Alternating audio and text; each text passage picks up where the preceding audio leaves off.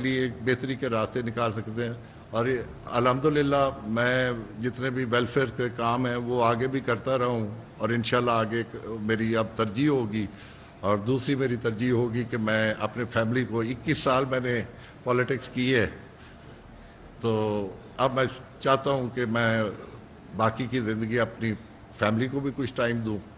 اور یہی اگر کسی دوست نے کوئی مجھ سے کوشچن کرنا چاہیں تو وہ کر لیں.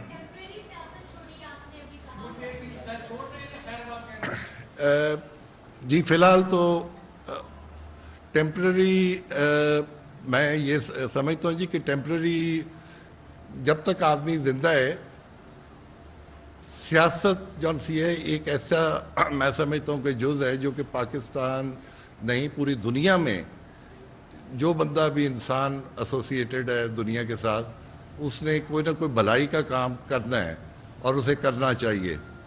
اور آپ ٹیمپرری مطلب کہ جو ایکٹیو پالیٹکس ہے وہ میں سمجھتا ہوں کہ جی میں نے اب بالکل چھوڑ دی ہے. آپ یہ سمجھتے ہیں کہ موجودہ جو حالات ہیں ملک کے اور سیاستدانوں کے, اگر 90 دن میں الیکشن کروا دیے جاتے تو آج ملک کے یہ حالات نہ ہوتے اور پارلیمانی سسٹم زیادہ مضبوط ہوتا؟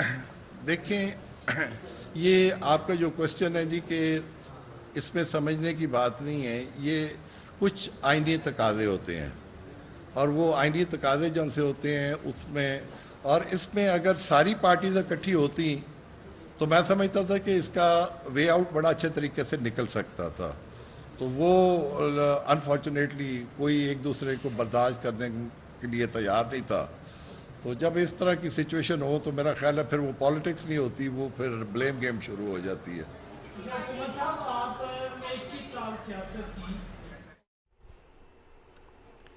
پی ٹی آئی کے رہنما سابق ممبر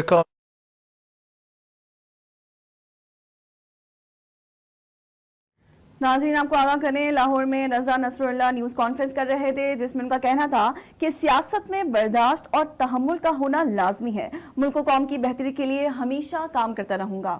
آپ کو ایک بار پھر آگاہ کریں, لاہور میں رضا نصر اللہ اس وقت نیوز کانفرنس کر رہے تھے.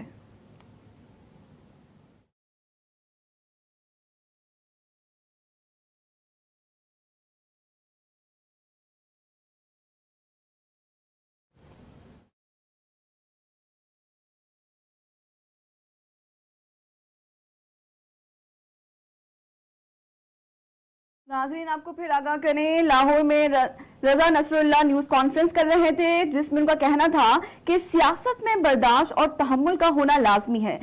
رضا نصر اللہ نے پی ٹی آئی کو خیر آباد کہہ دیا اور ان کا مزید کہنا تھا کہ ملک اور قوم کی بہتری کے لیے ہمیشہ کام کرتا رہوں گا.